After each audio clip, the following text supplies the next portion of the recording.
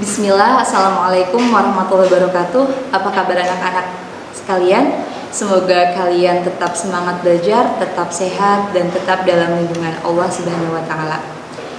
Baik, saya Sri Wahyuni. Di sini saya akan membahas fisika untuk SMK kelas 10 dengan subbab sifat benda tegar.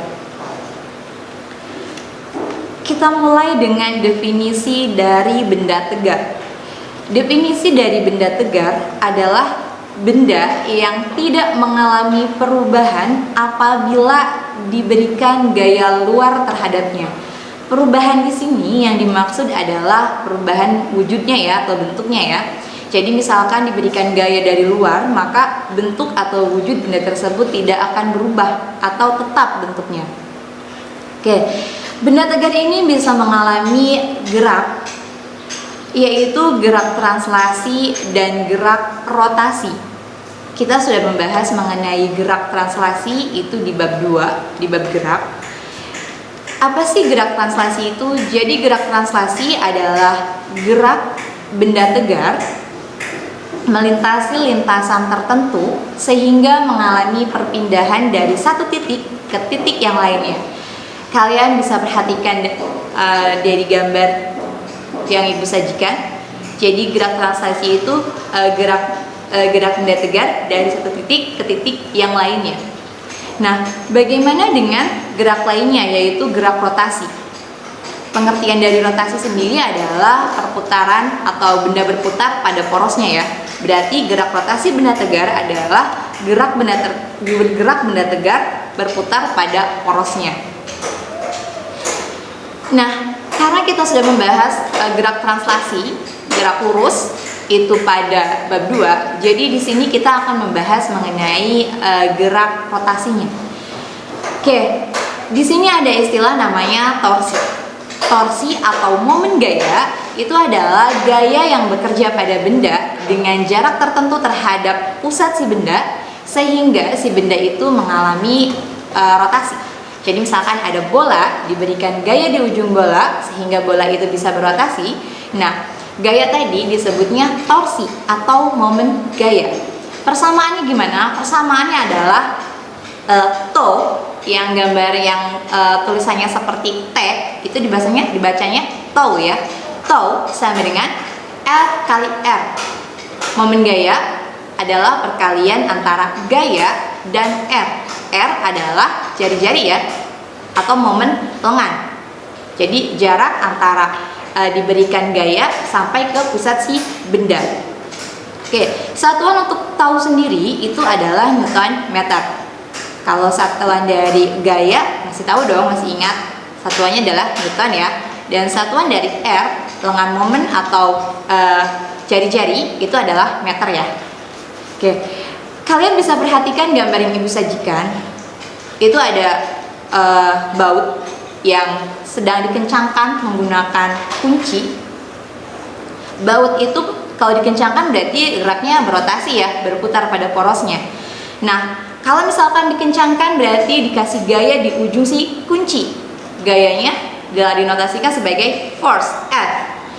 Nah, kemudian si pusatnya itu notasinya P ya. Nah, kemudian jarak dari pusat ke gaya, jadi dari pusat si baut sampai ke titik pemberian gaya itu adalah R. Nah, torsi ini itu perkalian dari besarnya si gaya yang diberikan dikalikan dengan R-nya.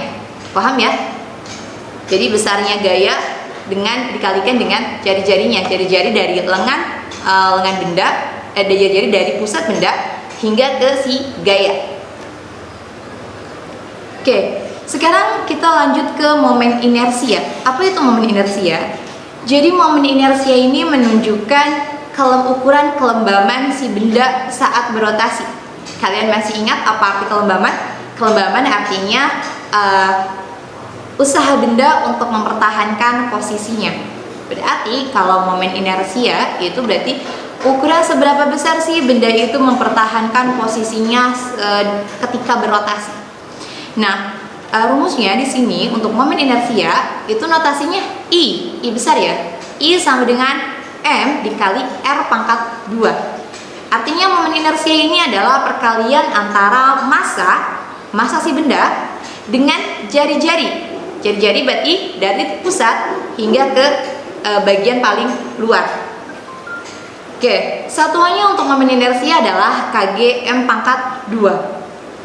Kalau massa kilogram ya. Kalau jarak r, jarak titik poros r, satuannya adalah meter. Oke, kita udah bahas momen inersia, kita udah bahas momen gaya, sekarang kita bahas momentum sudut. Apa itu momentum sudut? Jadi momentum sudut ini, pengertian dari momentum sendiri adalah seberapa besar usaha yang digunakan untuk menghentikan benda.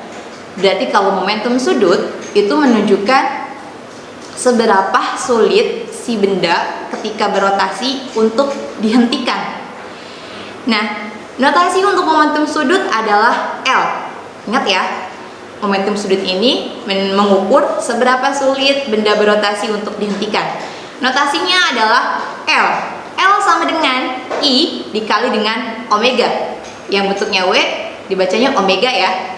Berarti momentum sudut adalah perkalian dari momen inersia, I itu momen inersia ya, dikalikan dengan momentum sudutnya. Oke, sekarang kita masuk ke kekekalan momentum sudut. Apa itu kekekalan momentum sudut? Jadi momentum sudut itu bersifat kekal atau tetap. Jadi ukuran berapa sulit untuk menghentikan benda itu ukurannya tetap. Sehingga berlaku hukum kekekalan momentum sudut yang bunyinya jika tidak ada momen gaya yang bekerja pada benda. Momen gaya berarti jika tidak ada momen gaya yang bekerja pada benda, artinya sigma tau-nya sama dengan 0, maka nilai dari momentum sudut adalah tetap. Di sini persamaannya L1 sama dengan L2. Oke, sekarang kita bahas mengenai energi pada gerak menggelinding. Tadi udah berotasi, berputar pada porosnya, sekarang ada gerak menggelinding. Kebayang dong menggelinding? Jadi bola ditendang, berpindah dari satu titik ke titik lain, tapi dia juga berputar pada porosnya. Selain berpindah, dia berputar. Nah, berarti di sini ada dua gerak, ada gerak translasi dan ada gerak rotasi. Oke, kita akan hitung total geraknya. Di sini ketika benda menggelinding, berarti dia memiliki namanya kecepatan sudut karena dia berputar pada porosnya, dan dia berpindah tempat, jadi dia memiliki kecepatan linear.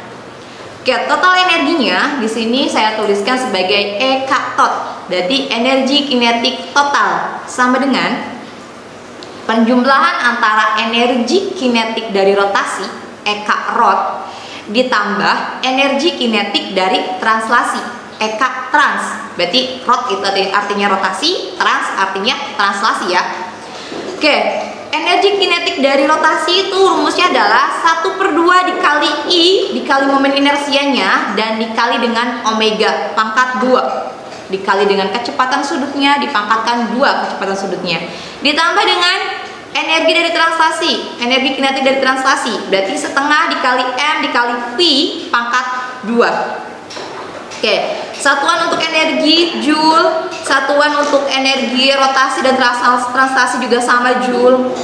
Kemudian satuan momen inersia adalah kilogram meter pangkat 2, kecepatan sudut satuannya adalah rad per s, kecepatan linear satuannya adalah meter per sekon, dan massa benda satuannya adalah kilogram.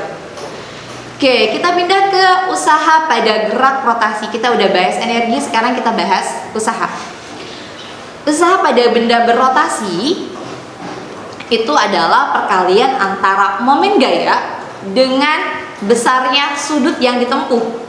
Jadi besarnya si tau dikalikan dengan sudut. Di sini dinotasikan W itu untuk usaha ya, work sama dengan tau dikali theta. Tau adalah momen gaya dan theta adalah besarnya sudut yang ditempuh. Berarti perkalian antara tau dan si theta itu menunjukkan usaha pada gerak rotasi. Oke, kita masuk ke contoh soal. Ibu ambil dari modul fisika halaman 35 di sini contoh soalnya adalah sebuah roda memiliki massa 40 kg dan diameter 120 cm. Roda tersebut berputar dengan kecepatan sudut 5 rad per s. Hitunglah besarnya momentum sudutnya. Oke, seperti biasa diketahui, ditanyakan, dan langsung ke jawab. Diketahui di sini massa benda, berarti notasinya M ya. M sama dengan 40 kg. Kemudian diameternya adalah 120 cm. Berarti kalau kita ubah ke meter, 1,2 meter. Oke, itu diameter ya. Berarti jari-jarinya adalah 1,2 meter dibagi 2. Karena jari-jari itu adalah setengah dari diameter. Berarti setengahnya dari 1,2 adalah 0,6 meter ya. Oke, kemudian besarnya kecepatan sudut adalah 5 radian per sekon. Berarti omega sama dengan 5 rad per s. Yang ditanya adalah momentum sudutnya. Berarti yang tanya adalah L. L sama dengan perkalian antara momen inersia dan omega. Karena di sini kita belum tahu berapa momen inersianya, berarti kita hitung terlebih dahulu momen inersia yang Ibu berikan di kotak warna biru. Menghitung momen inersia, I sama dengan perkalian antara massa dan jari-jarinya, berarti M dikali R pangkat 2. 40 kg dikali dengan 0,6 pangkat 2. Paham ya? Sudah ketemu I-nya, berarti I-nya nanti dikalikan dengan omega. Bisa mengikuti dong? Oke, kalian pelajari dari slide yang Ibu tampilkan. Contoh soal yang kedua. Ada sebuah bola berjari-jari 5 cm, diberikan gaya sebesar 100 Newton sehingga mengalami rotasi si bola tersebut. Tentukan sekarang besarnya torsi momen gaya berarti ya pada bola tersebut. Seperti biasa diketahui, ditanyakan, dan langsung jawab. Sekarang kita diketahui terlebih dahulu. Diketahui lengan gaya ya. Lengan gaya berarti jari-jarinya ya. Jari-jarinya adalah 5 cm. Berarti harus diubah menjadi meter. Karena satuan internasional untuk panjang adalah meter bukan cm ya. Berarti jari-jari atau lengan gayanya adalah 0,05 meter. Gayanya F-nya adalah 100 Newton. Yang ditanyakan adalah tau-nya, torsinya. Berarti jawab tau adalah perkalian antara F dan R, jari-jari, gaya dan jari-jari. Gayanya 100 Newton, jari-jarinya 0,05. 100 dikali 0,05. Jadi hasilnya adalah 5 Newton meter. Gampang ya? Oke, selamat belajar, semangat selalu. Wassalamualaikum warahmatullahi wabarakatuh.